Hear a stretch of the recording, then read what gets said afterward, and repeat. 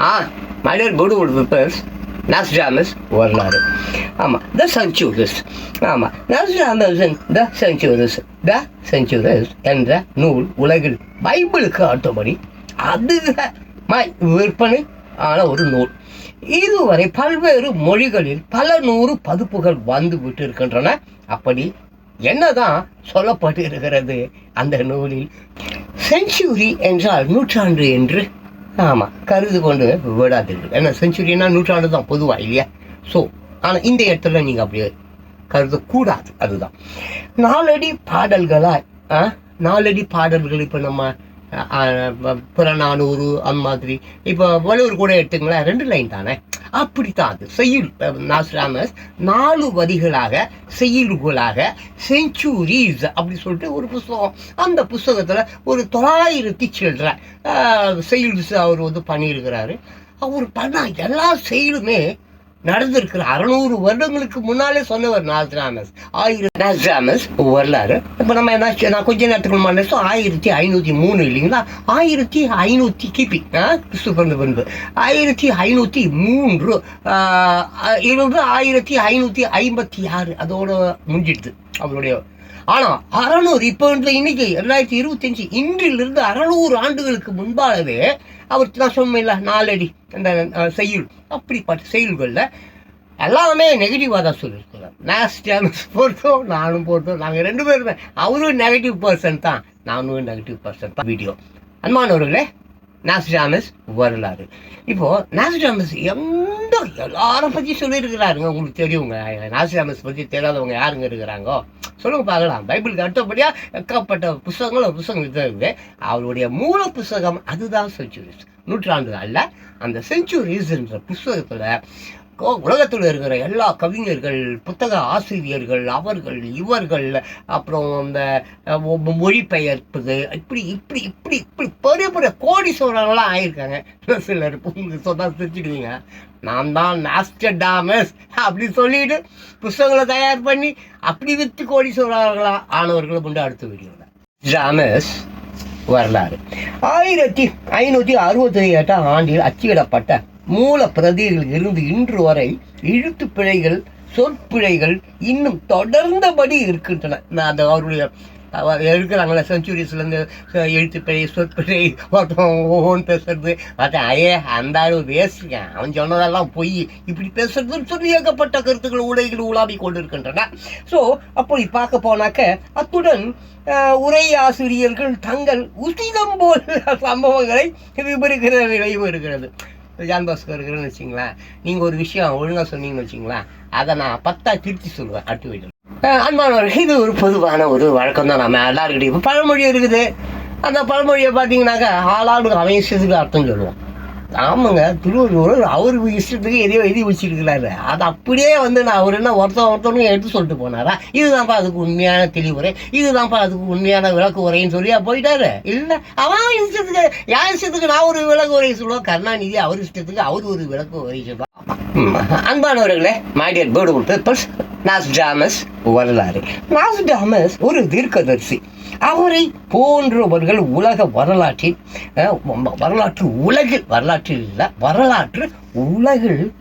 விரல் விட்டு எண்ணக்கூடியவர்கள் எவ்வளோ தீர்க்கதரிசிகள் இருக்கிறார்கள். ஆமாம், தீர்க்கதரிசி மீன்ஸ் என்னதுங்க? கல்கி அந்த மாதிரி தான், கிருஷ்ணர் அந்த மாதிரிலாம் அவதாரங்கள் தானுங்க. அவங்க தானே இவருடைய தூதர், அவருடைய இறை தூதர், இவர் இறை தூதர்லாம் கிடையாது. நெகட்டிவ் மேன் எல்லாமே. அந்த ரசவாதம், அந்த வாதம், இந்த வாதம், டாக்டர், இப்படி டாக்டருங்க அவர் ஆக்சுவலி ஜோதிடருங்க. அடுத்த வீடு. ஸோ இந்த அன்பானவர்களே, இந்த ப்ராப்பர்ஸ் இருக்கிறாங்க. ப்ராப்பர்ஸ் மீன்ஸ் வாட்? அதை தீர்க்க தரிசனம் சொல்கிறவங்க தான் வச்சுங்களேன். ஃபர்ச்சூன் பற்றி சொல்கிறவங்க, எதிர்காலம் பற்றி சொல்கிறவங்க, அப்படிப்பட்டவர்களில் ஒருவர் தான். பட் ஐயோ பயங்கரமான ஒரு நடந்த. ஆமாம், அந்த காலத்தில் 1900 கிபி 1503ங்களா? ஸோ அவருடைய ஆரம்ப காலகட்டங்கள்லாம் பார்த்தீங்கன்னா இந்த வாலிப வயது, கல்யாணம், அப்படி பிளேக் நோயெல்லாம் குணப்படுத்தினவர். பிளேக் நோய்கள்லாம் மருந்து கண்டுபிடித்தவர். அப்புறம் பிளேக் நோயிலேயே தன்னுடைய குடும்பத்தை இழந்தவர். எவ்வளோ பேருக்கு வைத்தியம் பார்த்தாரு. தன்னுடைய மனைவிக்கும் தன்னுடைய குழந்தைங்களுக்கும் அவரால் அந்த பிளேக் நோயில் மாட்டிக்கிட்ட அவங்கள காப்பாற்ற முடியல. அதனால அவர் அசிங்கமாக பேசப்பட்டார். அடுத்து ஸோ அப்படி அந்த காலங்கள்லங்க, அதான் அப்போ பார்த்துக்குங்க, அப்போ எத்தனை 600 ஆண்டுகளுக்கு முன்னால், அப்போ 600 ஆண்டுகள் தோராயமா, அப்போ தன்னுடைய குடும்பத்தையே காப்பாற்ற முடியாதவனா நாஸ்டாமஸ். ஊரில் இருக்கிறவங்க எல்லாருக்கும் நோய்க்கும் பிளேக் நோய்க்கு வந்து மருந்து கொடுக்குறான், குணப்படுத்துகிறான். ஆனால் தன்னுடைய சொந்த மனைவியும் குழந்தைகளையும் பிளேக் நோயில் பாதிக்கப்பட்டார்களே, அவர்களை அவனால் காப்பாற்ற முடியல. என்னையா ஜோதிடன் அவன், என்னையா டாக்டர் அவன், என்னையா அவன் பெஸ்ட் அப்படி சொல்லி அவரை ரொம்ப அலைகழித்தார்கள். அடுத்த வீடியோவில் பேசுகிறேன். அன்பானவர்களே, நாஸ்டாமஸ் வரலாறு. ஸோ அப்படி அந்த காலத்தில் எல்லோராலையும் அப்போல்லாம் பார்த்தீங்கன்னாங்கங்க, கிறிஸ்துவ மதம் வந்து தலையை தூக்கி இருந்த நேரகட்டம். கிறிஸ்துவ மதத்துக்கு எதிராக எவனாவது ஒரு வார்த்தை பேசிட்டானா அவனை கொண்டுடுவாங்க. அவன் மன்னனாக இருந்தாலும் கொண்டுடுவான். கிறிஸ்துவ மதத்தை ஆதரிச்சு தான் பேசணும். கிறிஸ்துவ மதத்துக்கு எதிராக வந்து சாமி இருக்குது, அது இருக்குது, பூதம் இருக்குது, சாத்தான் எதையுமே இயேசுநாதர் இருக்கிறார், எல்லாம் மேரியாமா இருக்கிறாங்க, அந்த 2 தான் பேசணும். வேற எதை பசங்களும் அவனை கொண்டுடுவாங்க. தண்டனைலாம் சாதாரண தண்டனை இல்லை. அப்படியே மேலே எதையாவது ஊற்றி விட்டு அப்படியே கொளுத்தி மலை மேலேருந்து உருட்டி விட்டுருவான். ஒரு பெரிய கூண்டுக்குள்ளே போட்டு கொளுத்துவான். அடுத்த வீடியோவில் பேசுகிறேன். ஸோ அன்பானவர்களே, மைடியர் பியூட்டிஃபுல் பீப்பிள்ஸ், நாஸ்டாமஸ் வரலாறு. அப்போது பார்த்தீங்கன்னா அப்படிப்பட்ட ஒரு காலத்தில் ஒரு கருத்துலாம் சொல்ல முடியாதுங்க. இன்றைக்கி நம்ம ஜனநாயக நாட்டில் வாழ்ந்துக்கிறோம். இன்றைக்கி நம்ம வந்து அற்புதமாக மக்களாட்சி, டெமோக்ரஸி சொல்லிட்டு ரொம்ப ஜாலியாக வாய்க்கு வந்தால் எல்லாம் நல்லா பேசுகிறேன், நான் தான் சொல்ல பேசுகிறேன், என்னென்னமோ என் இஷ்டத்துக்கு பேசுகிறேன், தப்பாக பேசுகிறேன். ஆனால் எல்லோரும் கேட்குறீங்க. அன்றைக்கெலாம் அப்படி கிடையாது. அன்றைக்கெல்லாம் பயங்கரமான தண்டனை. அதுவும் கிறிஸ்துவ மதத்துக்கு எதிராக பேசவும் முடியாது, எந்த ஒரு சொந்த கருத்தையும் சொல்ல முடியாது. அப்பா அப்படி பயந்து வாழ்ந்த ஒரு காலகட்டத்தில், அரசர்களுக்கு, அதிகாரத்துக்கு, இராணுவத்துக்கு பயந்து வாழ்ந்த அந்த காலகட்டத்தில் ஸோ மைடியர் பியூட்டிஃபுல் பீப்பிள்ஸ், நாஸ்டாமஸ் வளராது. அப்போது அந்த மன்னர்கள்கிட்ட இருந்து அதிகாரிகள், இராணுவம், மந்திரிகள் அப்படிப்பட்டவர்கள்கிட்ட இருந்து தன்னை பாதுகாத்து கொள்ளவும், தன்னுடைய கருத்துக்களை வெளியே சொல்ல முடியாத அளவு, அதே நேரத்தில் மக்கள் வேற வந்து அவரை வந்து பொண்டாட்டி புள்ளிகளை காப்பாற்ற தெரியாதவன் சொல்லி ஏளனம் பண்ணி கொண்டு இருந்த காலகட்டத்தில் அப்படியே ஊர் விட்டு ஊர் அங்கே இங்கே அப்படியே போகிறாருங்க. நண்பர், ஃப்ரெண்ட் அப்படிலாம் போகிறாரு. அப்படியே ஒரு காலகட்டத்தில் ரசவாதம், ராத்திரியில் கண்ணா முன்னான்னு பேய்ங்க கூடலாம் பேசுகிறாரு, போகிறாரு, வராரு, அப்படி கூட என்னமெல்லாம் சொல்லப்படும். அன்பானவர்களே, நாஸ்டாமஸ் அவர்களின் வரலாறு. ஸோ இந்த முன்னறிவிப்பு, இந்த வரும்பொருள் உரைத்தல் சொல்லுவோம் இல்லை, முன்னறிவிப்பு, விழிப்புணர்வு, அவேர்னஸ், இந்த மாதிரிலாம் சிலர் நம்ம பேசுவோம். நிறைய பேர் பேசுகிறாங்க. இன்னைக்கு பார்த்தீங்கன்னாக்கா யூடியூப் வந்து ஒரு மிகப்பெரிய ஒரு வரப்பிரசாதம். யூடியூபர்ஸ் இல்லைன்னா நிறைய விஷயம் இன்றைக்கி வெளியே வந்தே இருக்காது. இந்த ப்ரைம் மீடியா, மெயின் ப்ரைம் மீடியாங்க, அந்த பெரிய பெரிய சேனல்ஸ் இருக்குதுல்ல, மெயின் சேனல்ஸ்ன்னு நம்ம சொல்கிறோம். அதான் போய் சொல்லிட்டு துட்டு வாங்கிக்கிட்டு ஊரை ஏமாற்றிக்கிட்டு மக்களை அநியாயம் பண்ணக்கூடிய சேனல்ஸ். அதெல்லாம் பிச்சை எடுக்கிற பசங்க தான் அவனுங்க. நான் ஏற்கனவே அவங்களை பற்றி 1000 வீடியோ போட்டிருக்கிறேன், பிச்சைக்கார பசங்கன்ட்டு. பட் இங்கே யூடியூபர்ஸ் இருக்காங்கல்ல, என்ன மாதிரி இவர்களால் தான் இன்னைக்கு ஏகப்பட்ட விஷயம் உலகத்துக்கு தெரிய வருகிறது. அப்போது மைடியர் பியூட்டிஃபுல் பீப்பிள்ஸ், நாஸ்டாமஸ் சொல்கிறாரு, இப்போ எப்படி நம்ம சுதந்திரமாக இந்த ஜனநாயக நாட்டில் கருத்து உரிமை இருக்குதுன்னு சொல்லிட்டு நம்ம எப்படி வெளிப்படையாக ஏகப்பட்ட விஷயங்களை நம்ம பேசுகிறோம். மக்கள் மத்தியில், உலகம் மத்தியில் எல்லாருக்கும் போய் செல்லுது இல்லையா, எல்லாருக்கும் போய் சென்று அடையுது இல்லையா. அந்த காலத்தில் அது முடியாது. அந்த காலம் மிக டேஞ்சரான காலம். எந்த ஒரு விஷயத்தையும் பச்சை சொன்னால் குசு கூட விட முடியாதுங்க. கூட்டு போய் வச்சு கொண்டு போட்டுருவான். ஆமாம், தலையை துண்டா வெட்டுவாங்க. ஏன்னா குசு விட்டேன் அப்படி வெட்டுவான். மன்னர் ஆட்சி. அந்த மத குருமா இருக்கிறான் பாருங்க, திட்டு பசங்க. மத குருமார் என்ன சொல்கிறானோ மன்னன் கேட்பான். அந்த மத போதகர்கள் சொல்லிட்டானா அவனை கொண்டுடுவான். அப்படிப்பட்ட கேவலமான ஒரு ஆண்டு கொண்டு இருந்த அந்த காலகட்டத்தில் அன்பானவர்களே, ஸோ அப்படிப்பட்ட ஒரு பயங்கரமான காலகட்டத்தில் எந்த ஒரு விஷயத்தையும் மக்கள் மத்தியில் கொண்டு போய் சேர்க்க முடியாது. அப்படிப்பட்டு பயந்து ஒளிந்து இரவு பகல் என்று ஊரா சுற்றி ஏங்க, ஒரு மனிதனுக்கு மூளையானது, மனநிலையானது சமநிலையில் இருந்தால் மட்டும்தாங்க எதிர்காலத்தை பற்றி சொல்ல முடியும். அவனே ஒரு குழப்பத்தில், அவனுக்கே ஒரு அலைபாயும் மனம் இருந்து அவனையே சரியாக எதையும் தீர்மானிக்க முடியாத ஒரு நிலையில் இருக்கிறானா அவன் எப்படிங்க எதிர்காலத்தை சொல்ல முடியும்? ஸோ பயந்து எதிர்காலத்தை பற்றி நன்றாக அவருக்கு தெரிந்திருந்தும் சொல்ல முடியாமல் தவித்தார். அன்பானவர்களே, நாஸ்டாமஸ் வரலாறு. நாஸ்டாமஸ் உங்களுக்கு டாக்டர்னு தெரியும், ஜோதிடர்னு தெரியும், பிளேக் நோய்க்கு மருந்து கண்டுபிடித்தவர் என்று தெரியும். ஆனால் தன்னுடைய குடும்பத்தை அவர் காப்பாற்றவில்லை என்பதனால் அவர் ரொம்ப பாதிக்கப்பட்டார். ஆமாம், ரொம்ப பாதிக்கப்பட்டார். அப்படிப்பட்ட ஒரு சூழ்நிலையில் அவர் வந்து தன்னை மறந்து என்னவோ கற்றுக்கொண்டார் என்றெல்லாம் பேசப்படுகிறது. சரி, அவருடைய வரலாறு ஓகே, இதோட நம்ம முடிச்சுக்கோ. ஆனால் அவர் ஒரு தீர்க்கதரிசி அல்லது தீர்க்கதரிசி அல்ல, அவர் சொல்லக்கூடியதை எல்லாம் நடந்தது, நடக்காமலும் போனது அப்படின்னு சொல்றாங்க. சரி, அதை விட்டுருவோம்.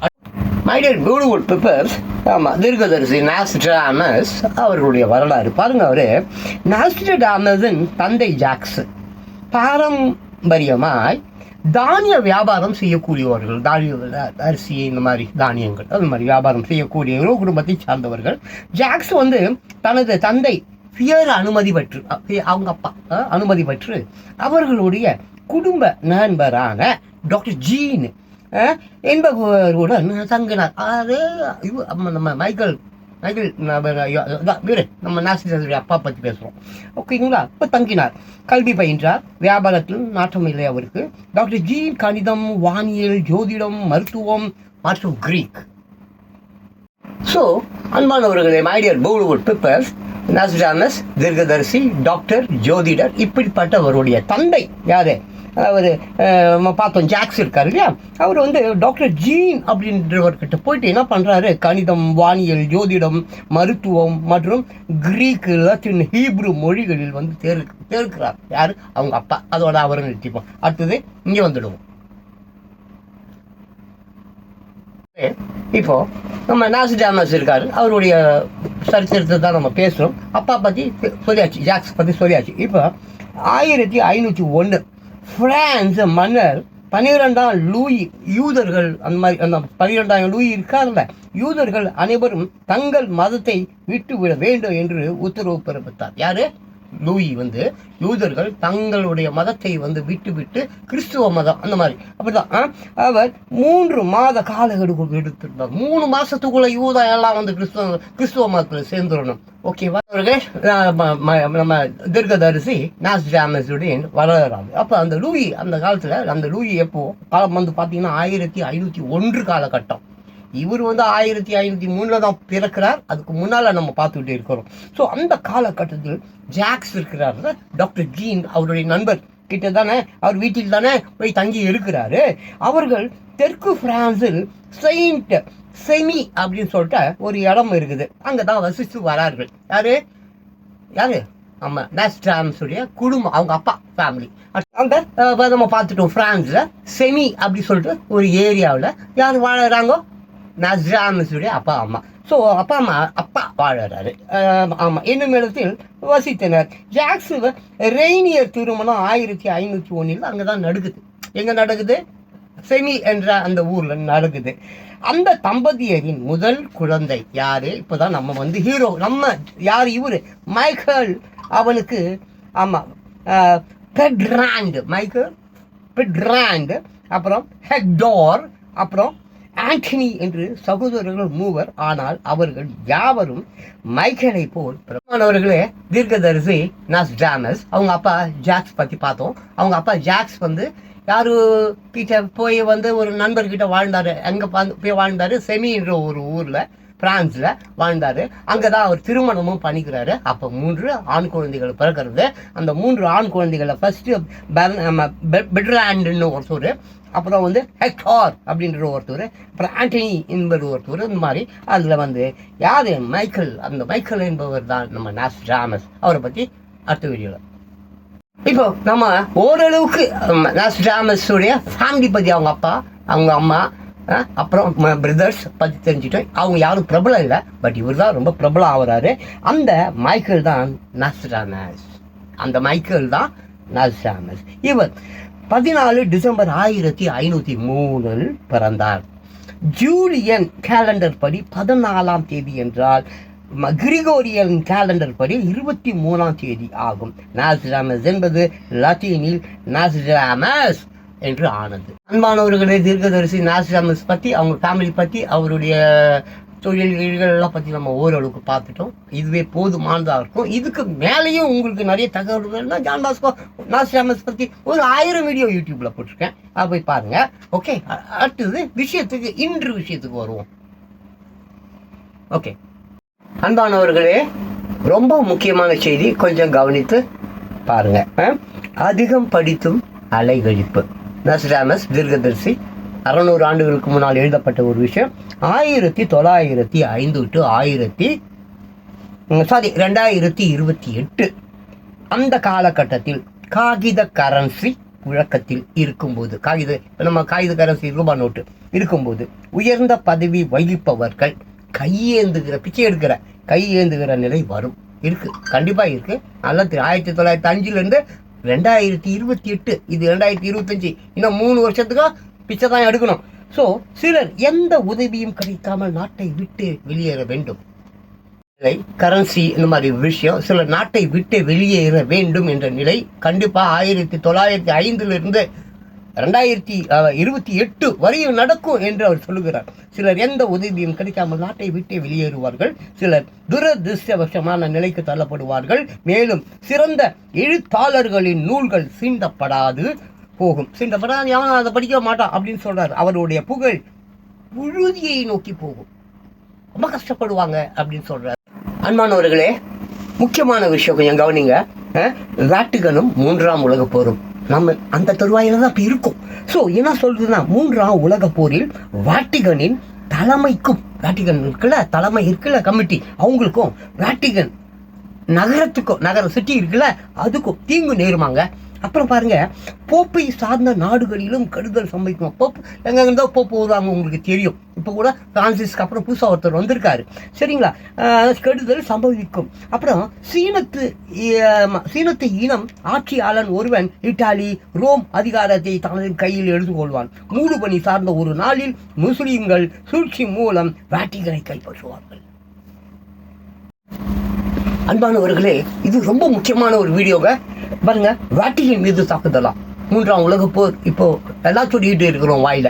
அப்போ இந்த பிரெஞ்சு அரச குடும்பத்தை சேர்ந்த ஒரு இளவரசன் ஒருவன் சீனா முஸ்லிம் படையிடம் இருந்து ஐரோப்பாவை விடுவிப்பானாமாங்க. அதுக்கப்புறம் பாருங்க, ஐரோப்பாவில் சுதந்திர போர் நடைபெறுமாங்க. இப்போ எங்க பார்த்தாலும் அதான் நடக்குது. அப்புறம் பாருங்க, 2012 2025 ரொம்ப முக்கியங்க. நம்ம 25வது ஆண்டில் நம்ம இப்போ இருந்துட்டு இருக்கோம், சரிங்களா? அவன் ரோமில் பிரவேசிப்பானாங்க. ரோமுக்கு பிரவேசிப்பான், போவானாம். அதனை கைப்பற்றுவானாங்க, ரோமையும் பிடிச்சிடுவானாமாங்க. அப்புறம் இத்தாலி ரோம் வேட்டிகனில் இருந்து தண்டனை பெற்ற வெளியேறியவர்கள் அவனுடன் இருப்பார்களாங்க. மற்ற அந்த வெளியேறியவர்கள் அவன் கூட இருப்பாங்களாம். போரில் ஈடுபட்டவர்களை அவன் நிர்மூலமாக்குவானாமாங்க. அவன் யாருன்னு தெரியுங்க, தனக்கு உதவியா இருந்தவர்களை என்ன பண்ணுவானாமாங்க, பாராட்டுவான். விவர்ஸ், அன்பானவர்களே, இந்த வீடியோ ரொம்ப முக்கியமுங்க. பாசாங்குக்காரனின் சாகசம் என்னன்னு பாருங்க. கிறிஸ்துவ மதத்தை உண்மையாய் பின்பற்றுகிறவர்களை போல் வேடம் அணிந்த போலிகள் வேட்டிகனுக்கு வருவார்களா? போலியானவர்கள் கிறிஸ்துவர்கள் போல் வேடம் அணிந்து வேட்டிகனுக்கு வருவார்களாமா. அங்கே இரவில் தங்குவார்களாமா. அதுக்கப்புறம் பாருங்க, அங்குள்ள குருமார்களும் பாதிரிகளும் தொண்டர்களும் தாங்கள் பத்திரமாய் இருக்கும் உணர்வோடு தூங்கிடுவாங்களாம். நம்ம பத்திரமா தான் இருக்கிறோம், நமக்கு ஒன்றும் பிரச்சனை இல்லை, அப்படி தூங்கிடுவாங்களாம். துரோக சித்தை கொண்ட பகை ஓர்களே அந்த புனிதமான இடத்தை வேற்றான் கையில் ஒப்படைத்து விடுவார்களாம். அப்படி தூங்கி கொண்டிருக்கிறோனே வேற்றான் கையில அந்த புனிதமான இடத்தை ஒப்படைத்து விடுவார்களாம். அந்த கரிய இரவிலேயே தங்கள் தாயகம் திரும்பி விடுவார்களாமா. அப்பவே திரும்பிடுவார்களாமா. இந்த நிகழ்வு கிபி 2002 நிகழலாம் அல்லது 2025 எப்போது வேண்டுமானாலும் நிகழலாம். அவர்களை பிரியமானவர்களே, உத்தமர்களே, நீங்கள் ஒரு விஷயம் செய்யப்படுதல் நன்றாக புரிந்து கொள்ள வேண்டும். அது என்னவென்றால், இப்பொழுது 10 நாளைக்கு முன்னால நம் கண்கூடாக நாமளே பார்த்தோம் இந்தியா பாகிஸ்தான் போர். அங்க பாருங்க, இளம் பிறையை கொடியா ஏந்திய சிந்து பள்ளத்தாக்கில் 5 நதிகள் ஓடும் பிரதேசத்தை தன்னகத்தே கொண்ட பாகிஸ்தான் அரசு இந்தியாவுடன் போரிடும் நிலை நடந்துச்சா? உலகின் 5 வல்லரசுகளின் தலைவர்களுக்கு ஒப்பான இந்திய தலைவனோ தனது பகைவனின் மத வெறியை அழிச்சாங்க. ஆனா அந்த போரில் 6 பேர் மட்டுமே தப்பி செல்வார்கள். இன்னும் அந்த 6 பேர் பிடிக்கல. நம்மளுங்க என்னங்க பண்ணுது? அந்த புலனாய்வு துறை தான், இந்திய புலனாய்வு துறை என்ன செய்கிறது? 6 பேர் தப்பி போனானே எழுதியிருக்காருங்க. பேப்பர்ஸ். ஆமா, நாஸ்ட்ராடமஸ் தீர்க்கதரிசி சொன்னதெல்லாம் பழிக்கிறது. ஏகப்பட்ட விஷயம் சொல்லியிருக்கிறாங்க. டைனா பத்தி சொல்லியிருக்கிறாரு, ரீகன் பத்தி சொல்லியிருக்கிறாரு, புஷ் பத்தி சொல்லியிருக்கிறாரு, இந்திரா காந்தி பத்தி சொல்லியிருக்கிறாரு, இன்னும் ட்ரம்ப் பத்தி சொல்லியிருக்கிறாரு. ஏகப்பட்ட விஷயங்கள் ட்வின் அந்த 2 கோபுரம் அதை பற்றி ஏகப்பல விஷயங்கள் அவர் சொன்ன விஷயங்கள் பழிச்சிருக்கிறது, பழிக்காமல் போயிருக்கிறது. நாஸ்ட்ராமஸ் இப்போது 2025 நல்லது இல்லைன்னு சொல்கிறாரு. கொஞ்சம் தயவு செஞ்சு முடிஞ்சா இந்த புத்தகத்தை வாங்கி படிங்க. Hi my dear beautiful people, childrens, viewers, உலக மக்களே, நான் நிறைய வீடியோக்கள் போட்டிருக்கேன். 21,000 வீடியோ போட்டிருக்கேன். எல்லா வீடியோவுமே பார்த்தீங்கன்னாக்க 10 நிமிஷம், அரை மணி நேரம், ஏன் 1.5 மணி நேரம் வீடியோலாம் இருக்குது. என் வீடியோலாம் போய் பார்த்தீங்கன்னா நிறைய உங்களுக்கு பாயிண்ட்ஸ் கிடைக்கும், வாழ்வாதாரத்துக்கு உண்டானது. ஸோ இன்றைக்கி நான் ஒரு அற்புதமான வீடியோ கையில் எடுத்து வச்சுன்னுக்கிறேன். ஏற்கனவே நான் இது சம்மந்தமாக ஒரு 1000 வீடியோ மேலே போட்டிருக்கேன். ஒரு 1000 வீடியோ இருக்கும். யாரும் இல்லை, நம்ம நாஸ்ட்ராமஸ் பற்றி தான். நாஸ்ட்ராமஸ் அவருடைய சரித்திரம் பற்றி தான் நான் இன்றைக்கி இந்த வீடியோ கையில் எடுத்துன்னு இருக்கேன்.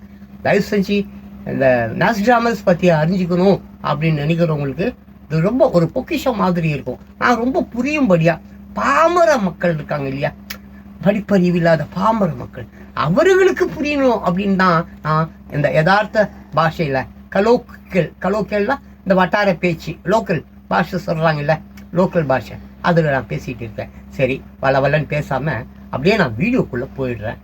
நாஸ்ட்ராமஸ் அவர்களின் வரலாறு. ஓகேங்களா? இப்போ நம்ம பார்த்தீங்கன்னாக்கா இன்னொரு விஷயம் நீங்கள் தெரிஞ்சுக்கணும். நம்ம எதுலலாமோ இன்வெஸ்ட் பண்ணுறோங்க, எதுலலாமோ. ஆமாம், தங்கத்தில், அதில் இதில், அங்கே ஆமாம், வீடு மேலே, நிலம் மேலே, பேட். ஆனால் ஒரு 50 ரூபாங்க, ஒரு 50 ரூபா ஒரு புஸ்தகத்துக்கு மேலே, ஒரு புக்கு மேலே இன்வெஸ்ட் பண்ணிங்கன்னு வச்சிங்களேன், உங்கள் வாழ்வுக்கேங்க, உங்கள் வாழ்வுக்கே கடைசி வரைக்குங்க, உங்கள் காலம் முழுதுங்க, வெறும் 50 ரூபா தாங்க ஒரு புஸ்தகங்க. உங்களுக்கு அறிவுக்கு சம்பந்தமான, ஆமாம், ஒழுக்கம், நடை, உடை, பாவனை, நேர்மை, உண்மை, இது சம்பந்தமான ஒரு புஸ்தகம் 50 ரூபா. அந்த புஸ்தகம் மேலே இன்வெஸ்ட் பண்ணுங்க. உங்கள் காலத்துக்கு தேவையான அறிவை அந்த புஸ்தகம் வெறும் 50 ரூபா அது உங்களுக்கு கொடுத்துடும். நீங்கள் 5 கோடி ரூபா இல்லைங்க, 50 லட்சம் கோடி ரூபா நீங்கள் பேங்க்கில், நிலத்தில் எங்கே போய் நீங்கள் இன்வெஸ்ட் பண்ணாலும் அது உங்களுக்கு சுதந்திரத்தையோ, சுகத்தையோ, நிம்மதியையோ, அமைதியையோ கண்டிப்பாக தராதுங்க. சரி, நம்ம அப்படியே இந்த வீடியோக்குள்ளே போகலாம். இப்போ இந்த வீடியோவில் பார்த்தீங்கன்னாக்க இந்த புஸ்தகம் அப்படின்ற ஒரு விஷயத்தை மட்டும் நான் அப்படியே அது உள்ளே போகாமல், இப்போ பாருங்களேன், நாஸ்ட்ராமஸ் வாழ்ந்த கதை ஒரு விஷயம். அப்புறம் நீதிமன்றத்தில் 1558, இது ஒரு இண்டெக்ஸ் தான். இந்த இண்டெக்ஸ் ஒவ்வொரு விஷயம், இது பற்றி ஒரு விஷயம் இந்த புஸ்தகத்தில் மட்டும் இல்லை, இந்த மாதிரி புஸ்தகங்கள் லட்சம் புஸ்தகங்கள், லட்சம் ஆசிரியர்களாக செஞ்சுரிஸ் அப்படின்னு சொல்லிட்டு ஒரிஜினல் புஸ்தகம். அது நாஸ்ட்ராமஸ் அவர் வாழ்ந்த காலங்களில் எழுதப்பட்ட ஒரு புஸ்தகம். அதுலேருந்து தான் எடுத்து எல்லாரும் அதை அவங்க இஷ்டப்படி, ஆமாம், சொற்கள் பிழை, அந்த பிழை, இந்த பிழை, கருத்து பிழை, ஆமாம், எக்ஸ்பிளைனிங்கில் தப்பா, இப்படி எல்லாரும் அந்த புஸ்தகங்களை போட்டு விற்று பெரிய கோடீஸ்வரர்லாம் ஆகியிருக்காங்க. ஏன், தன்னைத்தானே நாஸ்ட்ராமஸ் சொல்லிக்கிறவங்களாம் இருக்கான். ஸோ பார்த்தீங்கன்னாக்க நாஸ்ட்ராமஸ் வாழ்ந்த கதை நீதிமன்றத்தில் 1556 அதுதான் லாஸ்ட் அவருடைய கிளைமேக்ஸ். அது 1503 என்பது அவருடைய பிறப்பு. 1503 to 1556 அதோடு அவருடைய கதை முடிந்து விடுகிறது. 600 ஆண்டுகளுக்கு முன்பு, கிபி, இது 2025 இல்லையா? ஸோ உலகின் எதிர்காலத்தை பற்றி ரொம்ப அருமையாக சொன்னவர். அப்புறம் பிரபல பெண்மணிகள் பற்றியும் ஏகப்பட்ட விஷயங்களை சொன்னவர். அப்புறம் பார்த்தீங்கன்னாக்க கண்ணில் தெரியும் எதிர்காலம். ஆமாம், அவர்கள் கண்ணில் தெரிந்த எதிர்காலம் யாரெல்லாம் பற்றி பேசியிருக்காருன்னு கேட்டால், நெப்போலியன், கென்னடி சகோதரர்களின் படுகொலை பற்றி பேசியிருக்கிறாரு, அயதுல்லா கோமேனி பற்றி அவர் பேசியிருக்கிறாரு, மன்னர் ஷா வெளியேற்றம் அதை பற்றி அவர் பேசியிருக்கிறாரு, லூயி பாஸ்டர் பற்றி அவர் பேசியிருக்கிறாரு, ஆலிவர் கிராம்ஸ் பற்றி அவர் பேசியிருக்கிறாரு, முதலாம் எலிசபெத் பற்றி அவர் பேசியிருக்கிறாரு, ஹிட்லர் பற்றி அவர் பேசியிருக்கிறாரு, முசோலினி பற்றி அவர் பேசியிருக்கிறாரு. அப்புறம் நிறைய பாருங்க, இந்த உலக போர் நிகழ்வுகள் நம்ம சொல்லுவோம்ல, பெரிய பெரிய விஷயம், அந்த மாதிரி உலக போர் பற்றி அவர் பேசியிருக்கிறாரு, 3ஆம் உலக போர் பற்றியும் அவர் பேசியிருக்கிறாரு, நீர்மொழி கப்பல் பற்றி பேசியிருக்கிறாரு, உலகம் அழியுமா அதை பற்றியும் பேசியிருக்கிறாரு, தங்கம் விளையும் பூமி அதை பற்றியும் அவர் பேசியிருக்கிறாரு, 4ஆம் உலக போர் அது கூட இருக்குதான், 4ஆம் உலக போர். இப்போ நம்ம 3ஆம் உலக போர் இன்னும் வந்துருச்சு. தெரியல. பட் 4ஆம் உலக போரும் இருக்கா, அதை பற்றியும் அவர் பேசியிருக்கிறாரு. வால் நட்சத்திரம் பற்றி பேசியிருக்கிறாரு. குண்டு மழை பற்றி பேசியிருக்கிறாரு. நாடே கடலில் மூழ்கும், அதை பற்றியும் பேசியிருக்கிறாரு. ஆசியாவில் பூகம்பம், அதை பற்றியும் அவர் பேசியிருக்கிறாரு. 3ஆம் உலக போருக்கான முன் ஏற்பாடுகள் என்னெல்லாம் செய்யணும், அதை பற்றியும் அவர் பேசி இருக்கிறாரு. அப்புறம் பார்த்தீங்கன்னா 2022க்கு பிறகு தாங்க அவர் ரொம்ப மும்முரம் காட்டுறாரு. அதுக்கு முன்னாலெல்லாம் பானார் வந்தார், பேசுறாரு, நடந்தது நடுகளை அதெல்லாம் விட்டுருங்க. பட் இந்த 2022 தட் மீன்ஸ் 21st செஞ்சுரி, இங்கே தாங்க ஏகப்பட்ட விஷயங்கள் வருது. அதுதாங்க இந்த புத்தகம் நம்ம எல்லாரும் இன்னைக்கு வாங்கி படிக்கிறாங்க. நீங்களும் தயவு செஞ்சு வாங்கி படிங்க. எல்லா பெரிய புத்தக கடையிலும் இது கிடைக்குங்க. this கிடைக்கும். ஓகேங்களா? அப்புறம் 2022க்கு பிறகு இப்போ தாங்க நீங்கள் கொஞ்சம் கவனமாக பார்க்கணும். சரிங்களா? எண்ணெய் கிணறுகள் என்னவாகும்? எண்ணெய் கிணறுகள், ஆமாம், ஐரோப்பா நாடுகளில் இருக்குது இல்லை, எண்ணெய் கிணறுகள் என்னவாகும்? இந்தியாவில் ஆங்கிலேய நிர்வாகம் எப்படி இருக்கும்? இந்தியாவில் ஆங்கிலேய நிர்வாகம் எப்படி இருக்கும்? அப்புறம் 2002 ஐரோப்பா, 2002 ஐரோப்பா. அப்புறம் பாருங்க, சுவிட்சர்லாண்டில் பஞ்சம். சுவிட்சர்லாண்டிலே பஞ்சம் வருவாங்க. அப்பா, உலகத்தில் இருக்கிறவெல்லாம் திருட்டு படத்தை கொண்டு போய் சுவிட்சர்லாண்டில் தான் என்ன பண்ணலாம், சுவிஸ் பேங்கில் தான் முடக்கி வைக்கிறான் திருட்டுத்தனமாக. ஒரு கிறிஸ்துவ நாட்டில் எவ்வளோ பெரிய ஐக்கியத்தனம் பார்த்தீங்களா? ஸோ சுவிட்சர்லாண்டில் பஞ்சம் வருவாங்க. அப்புறம் இந்தியா வலிமை பெறுவாங்க. அப்புறம் பாருங்க, பிரான்ஸும் சீனாவும் மோதி கொள்ளுமாங்க. பிரான்ஸும் சீனாவும் மோதி கொள்ளுமாங்க. அப்புறம் கிரக சேர்க்கை கெடுதலுங்க. என்னதுங்க? ஆமாம், கிரக சேர்க்கை கெடுதலா? கெடுதல் இல்லையா அதுங்க. அப்புறம் பாருங்க, ஒரு கடத்தல். அப்புறம் ஆப்பிரிக்க வரலாறு. அப்புறம் புயலும் மழையும். அப்புறம் வல் அரசுகளின் எழுச்சியும் வீழ்ச்சியும். அப்புறம் வட ஐரோப்பாவில் இயற்கை சீற்றம். அப்புறம் வால் நட்சத்திரம். அப்புறம் வாட்டிகன் மீது தாக்குதல். அப்புறம் இந்தியா பாகிஸ்தான் போர். அப்புறம் அதிகாரம் இழக்கும் ஐரோப்பா. அப்புறம் அச்சரேகை. அச்சரேகை, ஆமா, அச்சரேகை, அச்சரேகை அது.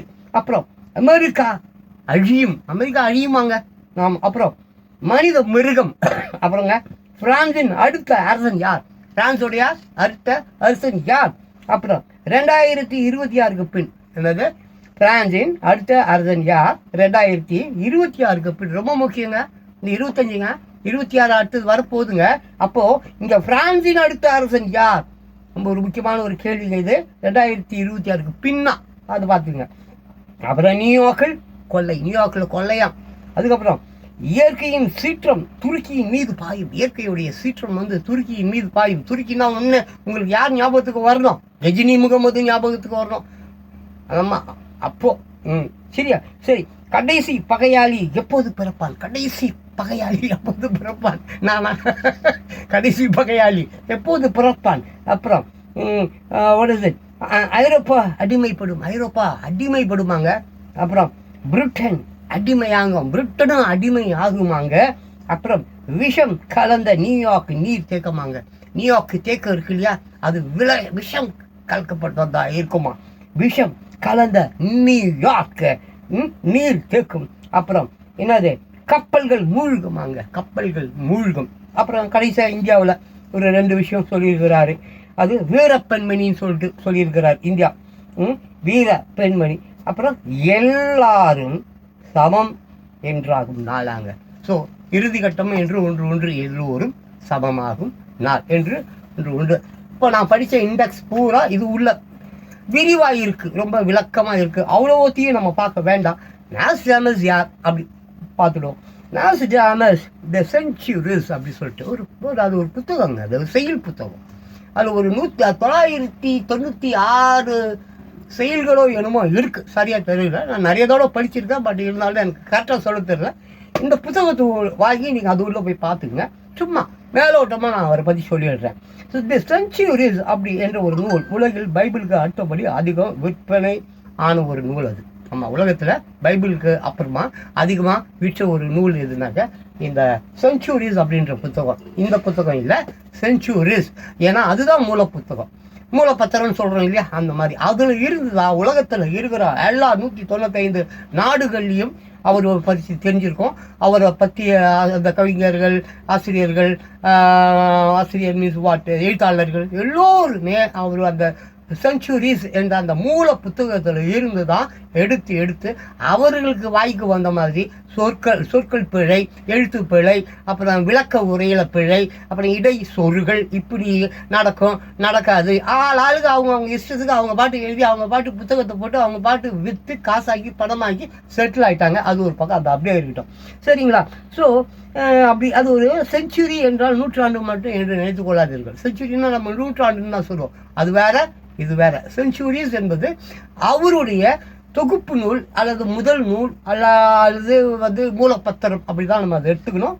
அதில் 4 வரிகள் கொண்ட செய்யுள்ஸ். அதில் தான் அவர் ஏகப்பட்ட விஷயங்களை டைரக்டா சொல்லாம இன்டைரக்டா சொல்லியிருக்காரு.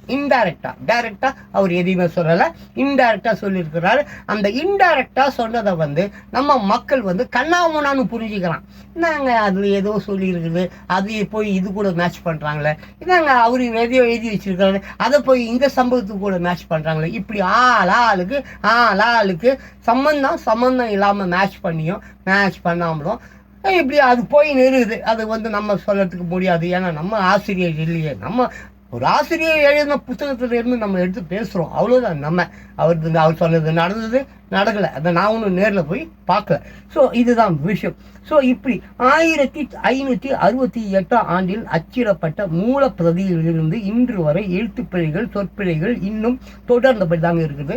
எப்போ பார்த்தீங்கன்னாக்க இது 1568 இந்த செஞ்சுரிஸ் அந்த புக்குடைய வயது, அப்போதாங்க அது வெளியே வருது. அவர் 1503 பிறந்துட்டார், அப்போ அவர் குழந்தை தானே. அதுக்கப்புறம் அவருக்கு குடும்பம், கல்யாணம், படிப்பு, அது இது, பிளேக் நோய், டாக்டர், ரசவாதம், அப்படி ஏகப்பட்ட ஃப்ளாஷ்பேக் இருக்குது. நம்ம அது உள்ளெல்லாம் போவேன்னா அது உள்ள டீட்டெயிலாக வேணும்னா நீங்கள் இந்த புத்தகம் வாங்கி படிச்சிக்க. ஸோ இந்த செஞ்சுரிஸ் அப்படின்ற அந்த மூலப்பத்திரம், மூல புக்கு, அந்த அந்த செயல்கள் கொண்ட அந்த புத்தகம் என்ன பாஷையில் அது அந்த வருடம் 1568. ஒரு பாயிண்ட் மைண்டில் வச்சுங்க, அந்த புத்தகம் 1568 வெளிவந்த ஒரு புத்தகம். அதுக்கப்புறம் தாங்க சூடு பிடிக்குது எல்லாமே, ரைட்டா? அது ஒரு விஷயம், அது அப்படியே இருக்கட்டுங்க. அதுக்கப்புறம் பார்த்தீங்கன்னாக்கா நம்ம அப்படியே அதை விட்டுடுவோம். அதை விட்டுட்டு அவங்க ஃபேமிலிக்கு போயிடலாம். என்ன இதான் சொல்லியாச்சு. அப்புறம் அதுலேருந்து அவங்க ஃபேமிலின்னு பார்த்தாக்கங்க, நாஸ்ட்ரடாமஸின் தந்தை ஜாக்ஸுங்க, அவங்க அப்பா பேர் ஜாக்சன். ஆமாம், பரம்பரையாங்க அவங்க வியாபாரம் இந்த அரிசி பருப்பு இந்த மாதிரி தானியங்கள் வியாபாரம் தான் அவங்க வியாபாரம். ஸோ அப்படிப்பட்ட ஒரு குடும்பங்க அது. ஜாக்ஸ் தனது தந்தை சுயக அனுமதி பெற்று, ஜாக்ஸ் இருக்கார் பார்த்தீங்களா, அவங்க அப்பாவுடைய இது அனுமதி மீன்ஸ் அவர் சம்மதத்தோட என்ன பண்ணுறாரு, அவர்களுடைய ஒரு குடும்ப நண்பர் டாக்டர் ஜீன் அவர் பேர் என்பவரோட தங்குறாருங்க. டாக்டர் ஜீன் அப்படின்ற ஒரு கூட ஜாக்ஸ் தங்குறாருங்க. அவங்க அப்பா தான் போய் தங்குடா அப்படி சொல்லியிருக்கிறாரு. ஸோ கல்வி அந்த ஜீன் கிட்ட போயிட்டு தான் அவர் என்ன பண்ணுறாரு, கல்வி பயின்றார். வியாபாரத்தில் நாட்டம் இல்லை அவருக்கு. வியாபாரத்தில் அவங்க அப்பா அந்த தானிய வியாபாரத்தில் நாட்டம் இல்லை, போய் கற்றுக்கிறாரு. அவருக்கு டாக்டர் ஜீன் சொல்லிக் கொடுக்குறாரு. என்னெல்லாம் கணிதம் சொல்லிக் கொடுக்குறாரு, வானவியல் சொல்லிக் கொடுக்குறாரு, ஜோதிடம் சொல்லிக் கொடுக்குறாரு, மருத்துவம் சொல்லிக் கொடுக்குறாரு. மற்றும் பாஷைகள் பார்த்தீங்கன்னாக்க கிரீக்கு, லத்தீனு, ஹீப்ரு மொழிகளில் தேர்ந்தவர் அவர். யாரு அவரு ஜாக்ஸுடைய அந்த குடும்பம் இருக்குது இல்லையா, அவங்க அந்த டாக்டருங்க ஜீன், அவரு அந்த மாதிரி எல்லா பாட்டிலையும் தேர்ச்சி பெற்ற ஒரு கணிதம், ஒரு இது இந்த மாதிரி அந்த கணிதம், வானியல், ஜோதிடம், மருத்துவம், கிரீக், லத்தீன் இந்த மாதிரி தேர்ச்சி பெற்றவருங்க. அப்படிப்பட்ட ஒரு தேர்ச்சி பெற்றவர்கிட்ட இவர் பண்ணாலும் இவரும் தேர்ச்சி தானே பெற்று ஆகணும். ஆமாம், பின்ன இது கன்றுக்குட்டி கூட தானே சேரணும், அந்த மாதிரி. ஓகேவா? ஸோ அவருடைய குடும்பம் இந்த தேர்ந்தவர். அவருடைய குடும்பம் யூத மதத்தை தழுவியது. யாருடைய குடும்பம் நம்ம ஆள் தீர்க்கதரிசி நாஸ்ட்ராடமஸ். இந்த குடும்பம் எதை தழுவியது? யூத மதத்தை தழுவியது. சரிங்களா? அப்போ அதுக்கப்புறம் அவங்க கிறிஸ்துவ மதத்துக்கு வராங்க. அதை பற்றிலாம் அப்புறமா பார்த்துக்கலாம். ஸோ இது பார்த்தீங்கன்னாக்க அது 1501 இந்த பிரான்ஸ் மன்னர் 12ஆம் லூயி யூதர்கள் அனைவரும் தங்கள் மதத்தை விட்டு விட்டுவிட வேண்டும் என்று உத்தரவு பிறப்பித்தார். அவர் 3 மாத கால கெடு கொடுத்திருந்தார். அந்த காலகட்டத்தில் ஜாக்ஸ் டாக்டர் தன் வீட்டில் தான் தங்கியிருந்தார். அவரின் தெற்கு பிரான்சில் செயின்ட் ரெமி என்னும் இடத்தில் வசித்தார். ஜாக்ஸ் ரெய்னியர் திருமணம் அங்கே தான் நடக்குது. ஜாக்ஸும் ரெய்னியர் அவங்க அம்மா தான் அவங்க திருமணம். அவங்க அப்பா யாரு? திஸ் கைனும் நம்மால் யாருங்க? நம்மால் யாரு? தீர்க்கதரிசி யாருங்க? நஸ்டாமஸ். அப்போ அவங்க அப்பா ஜாக்ஸ், அப்புறம் ஜாக்ஸ் ரெய்னியர் திருமணம் அங்கே தான் நடக்குது. ரெய்னியர் அவங்க அம்மா அங்கே தான் நடக்குது. ஸோ இது வந்து எப்படின்னாக்கா 1501 ஃப்ரான்ஸில் 12ஆம் லூயி வந்து அப்போ வந்து ஆட்சி செய்து கொண்டு இருக்கிற காலத்தில் யூத மதத்தில் இருக்கிறவங்களாம் மதம் மாறணும். அதுக்கு ஒரு 3 மாதம் தான் வந்து அதை கெடு கொடுக்குறாரு. அதுக்குள்ளே மாறணும்னு சொல்கிறாரு. அப்போ வந்து யார்? டாக்டர் ஜீன் வீட்டில் தான் இவங்க இருக்காங்க. ஜீன் வீட்டில் தான் அவருக்கு கல்யாணம் நடக்குது. அப்போது வந்து அந்த தம்பதியின் முதல் குழந்தை யார் பார்த்தீங்கன்னாக்க அவங்களுக்கு வந்து ஒரு முதல் குழந்தைய வந்து மைக்கேல். அவனுக்கு வந்து ஃபெர்ராண்ட் பேர். மைக்கேல் அவனுக்கு ஃபெர்ராண்ட் என்று பெயர். அப்புறம் ஹெக்டார் அப்படி ஒரு பையன். ஆண்டனி என்ற சகோதரர்கள் 3. ஆனால் அவர்கள் யாரும் மைக்கேலை போல் பிரபலமாகவில்லை. யார் மைக்கேல்? யார்? அவர் தான் நம்ம தலைவர். அது தீர்க்கதரிசி. அதான் அவர் தான் நம்ம நஸ்டாமஸ். சரிங்களா? ஸோ அந்த மைக்கேல் தான் நாஸ்டர்டாமஸ் ஆனார். அந்த மைக்கேல் தான் யாரானார்? நாஸ்டர்டாமஸ் ஆனார். இவர் 14 டிசம்பர் 1503 பிறந்தார். 1503 பிறந்தார். டிசம்பர் மாதம். இந்த டிசம்பர் மாதம் அப்பா பயங்கரங்க. ஸோ இந்த ஜூலியன் கேலண்டர் படி 14ஆம் தேதி என்றால் கிரிகோரியன் கேலண்டர் படி 23ஆம் தேதி ஆகும். நாஸ்டாமஸ் என்பது லத்தீனில் நாஸ்டாமஸ் ஆனது. பார்க்கணும், நல்லா புரிஞ்சுக்கணும். நாஸ்டாமஸ் அப்படின்றது லத்தீனில் எப்படி ஆகுது? நாஸ்டர்டாமஸ் அப்படி ஆகுது. ஸோ இது அவருடைய விஷயம். அப்புறம் கல்விலாம் பார்த்தா ஏகச்சக்கம் இருக்குது. எல்லாம் உள்ள அப்படியே போகணும்னு வச்சுங்களேன். கல்வி பயிலுதல், அப்புறம் மருத்துவம் பயிலுதல், இந்த மாதிரி ஏகப்பட்ட ரசவாதம், அது இது ஆராய்ச்சின்னு மனுஷன் பயங்கரம். அதே மாதிரி பயணம் மேற்கொள்ள கண்ணா முன்னான்னு எங்கெங்கயோ வராரு. அதே மாதிரி வாழ்க்கையில் ரொம்ப வெறுமை அடையிறாரு. அது வந்து எப்படின்னு கேட்டிங்கனாக்கா, இந்த பிளேக் நோயில் வந்து அவர் ஒரு டாக்டராக இருந்தார். அப்போ வந்து பார்த்தீங்கன்னா தன்னுடைய பிளேக் நோய்க்கு மருந்தெல்லாம் கண்டுபிடித்து வரவர், எவ்வளோ பிளேக் நோயாளிகளை குணப்படுத்தியவர். ஆனால் தன் குடும்பத்தை குணப்படுத்த முடியாமல் போனவர். தன் மனைவியும் தன் குழந்தைகளும் அந்த நோயில் பிளேக் நோயில் பாதிக்கப்பட்டு அதனால ரொம்ப வந்து அவங்க வந்து துன்பத்துக்குள்ளே இறந்து போனாங்க. அது இப்படி காப்பாற்றப்பட முடியாததுனால அந்த காலத்தில் வாழ்ந்த மக்களை அவரை வந்து ரொம்ப உதாசீனப்படுத்த ஆரம்பிச்சிட்டாங்க. ரொம்ப திட்ட ஆரம்பிச்சிட்டாங்க. நயா டாக்டர் நீ, நயா பெரிய ஆள் நீ, பொண்டாட்டி பிள்ளைங்களே காப்பாற்ற முடியாதவங்களாம் ஒரு டாக்டரை ஊரை விட்டு ஓடு அப்படின்ட்டாங்க. அதுக்கப்புறம் அவர் ரொம்ப மனசு நொந்து போய் அங்கே இங்கே அப்படி இப்படிலாம் பயணம்லாம் செய்கிறாரு. நாடோடி வாழ்க்கையெல்லாம் வாழறாரு. அதுக்கப்புறம் அவருக்கு அங்கீகாரம் என்பது வந்து எப்போ கிடைக்கிது? நான் கடைசியாக 1544 தான் வந்துங்க மார்சேய்ஸ் நகருக்கு சென்றார். மார்சேய்ஸ் அப்படின்னு சொல்லிட்டு ஒரு நகருக்கு போகிறார். எப்போது 1544. தட் மீன்ஸ் அவர் 1503 பிறந்தாருங்க. அதான் அப்போது 1544 போகிறார். அப்படின்னா ஒரு 41 வயதுன்னு வச்சுங்களேன். ஒரு 41 வயதில் வந்து மார்சேய்ஸ் அப்படின்னு சொல்லிட்டு ஒரு நகருக்கு சென்றார். அங்கேயே தங்கி விடுவதென்று முடிவு செய்தார். அங்கேயும் பிளேக் ஆதிக்கம் வந்து செலுத்தி கொண்டிருந்தது. டாக்டர் லூயிஸ் ரெஸ் என்பவருடன் இணைந்து ஓச்சல் ஒழிவின்றி பணியாற்றினார். அந்த கொள்ளை நோய் ரொம்பவும் மோசமான பாதிப்புகளை ஏற்படுத்தியது. ஆறுகள், நீர் ஊற்றுகள் என்று எங்கும் மனிதர்கள், விலங்குகள் என்ன ஒரே சடலம் எங்கே பார்த்தாலும் அந்த மாதிரி ஒரு காலகட்டம். ஸோ 1546 தெருக்கள் எல்லாம் கெட்ட நாற்றம் அடிக்கிற அளவுக்கு பிளேக்குடைய நோய் சீற்றம் இருந்தது. எங்கே பார்த்தாலும் பிணம், எங்கே பார்த்தாலும் ஒரே நோய், எங்கே பார்த்தாலும் புழு பூச்சி அழுகுரல் இப்படி தான். ஸோ அப்போ பிளேக்கின் ஆதிக்கம் முற்று பெற 270 நாட்கள் ஆயிடுச்சாங்க. அது வந்து முற்று பெறுவதற்கு எவ்வளோ நாளாயிருக்கு? ஏறக்குறைய 270 நாட்கள். அப்படி 270 நாட்கள் இந்த பிளேக் நோயானது பிரான்ஸ் அதை சுற்று வட்டாரத்தெல்லாம் நாசம் பண்ணியிருக்குது. ஸோ நோயாளிகளுக்கு தம்முடைய மாத்திரைகளை சொந்த தயாரிப்பு இவரே வந்து தயாரித்த மாத்திரை. யாரே? நம்மால் தீர்க்கதரிசி மைக்கேல் நாஸ்டாமஸ் இருக்கார்ல, அவர் தயாரித்த மாத்திரையை வந்து வழங்கி எதிர்ப்பு சக்தியை மேம்படுத்தினார். அப்போது அவருடைய ரோஸ் மாத்திரை பிரபலப்படுகிறது. அவர் தயாரித்த அந்த பிளேக் நோய் தடுப்பு மருந்துக்கு பெயர் வந்து ரோஸ். அப்படிப்பட்ட ஒரு மாத்திரை வந்து ஒரு 270 நாட்களில் வந்து பிளேக் நோயை வந்து கட்டுப்படுத்தியது என்று நம்ம பார்க்கிறோம். சரிங்களா? நாஸ்டாமஸிற்கு ஓய்வு ஊதியம் வழங்கும்படி பார்லிமெண்டில் என்னது பிரேரணை செய்தார்கள். அவருடைய தயால குணத்துக்கு கிடைத்த நற்பெயர் வாழ்நாள் முழுவதும் தொடர்ந்தது. இந்த மாதிரிங்க ஏற்கப்படி அவருக்கு புகழ் பெயர் அப்படியெல்லாம் வந்து நிறைய கிடைச்சிது. மறுமணம் புரிதல் ஏற்கனவே நம்ம சொன்ன பார்த்தோம் இல்லைங்களா? பேருக்கு வந்து அவருடைய மனைவி குழந்தைகளை அவர் இழந்தாருன்னு சொல்கிறோம் இல்லைங்களா? அதோடு அவர் விட்டுல. அப்புறம் இன்னொரு கல்யாணம் பண்ணிக்கிறாரு, மறுமணம் புரிதல் பண்ணிக்கிறாரு.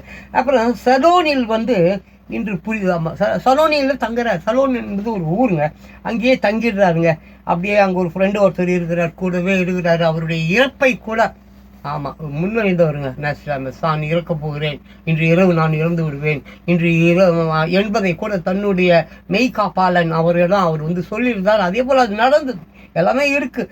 ஸோ நீதிமன்றத்தில் 1556 என்பது அவருடைய இறுதி காலம்.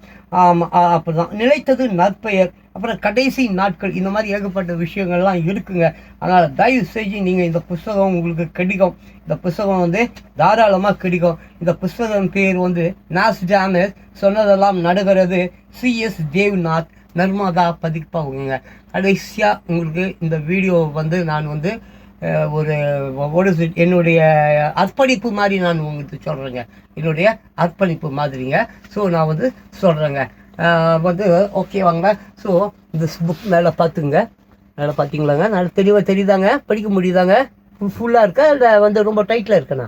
இப்போது கரெக்டாக இருக்காங்க, பார்த்துங்க. வந்து தேவ்நாத்துங்க, ஆசிரியர் பேர் வந்து தேவ்நாத்துங்க. நர்மதா அப்படின்னு சொல்லிட்டு ஒரு புத்தக பதிப்பகம் இருக்குது, சென்னையில் இருக்குது. ஆமாம், நீங்கள் தொடர்பு கொண்டீங்கன்னாக்க உங்களுக்கு கிடைக்கும். இந்த மாதிரி ஒரு புத்தகம் 2 புத்தகம் இல்லைங்க, ஏகப்பட்ட புத்தகங்கள் இருக்குதுங்க. நீங்கள் வாங்கி முழுசாக நீங்கள் வந்து பார்த்து நீங்கள் படித்து தெரிஞ்சுக்கங்க. இது என்னுடைய ஒரு கோரிக்கையாகவே நான் வந்து உங்கள்கிட்ட கேட்குறேங்க. காரணம் என்னன்னு கேட்டிங்கன்னாங்க, இன்றைய காலத்துக்கு ரொம்ப ரொம்ப முக்கியமானது உணவோ சாப்பாடோ உறவோ அல்லங்க, இந்த புஸ்தகங்க. இந்த புஸ்தகத்தை நீங்கள் வாங்கி படிச்சிட்டிங்கன்னா ஏகப்பட்ட விஷயங்கள் உங்களுக்கு ஆட்டோமேட்டிக்காக புரிஞ்சுடுங்க. அப்போ இந்த பேரிடர் காலங்கள், இந்த மோசமான சூழ்நிலை, எங்கே பார்த்தாலும் வார், சண்டை கிண்டை அப்படி இப்படி போயிட்டு இருக்கு இல்லையா?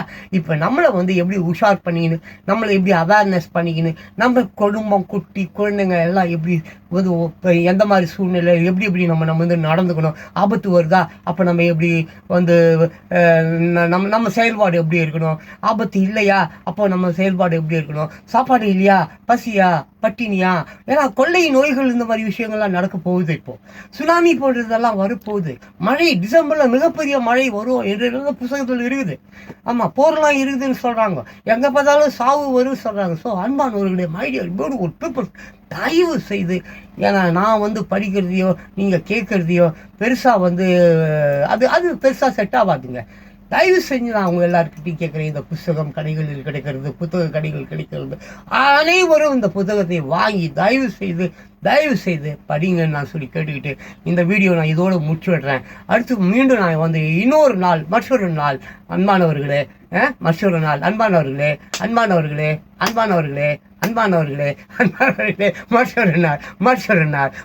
நாள் மீண்டும் நான் உங்கள்கிட்ட பேசுகிறேன். அது வரைக்கும் உங்களிடமிருந்து விடை பாருவது ஜான் பாஸ்கோ.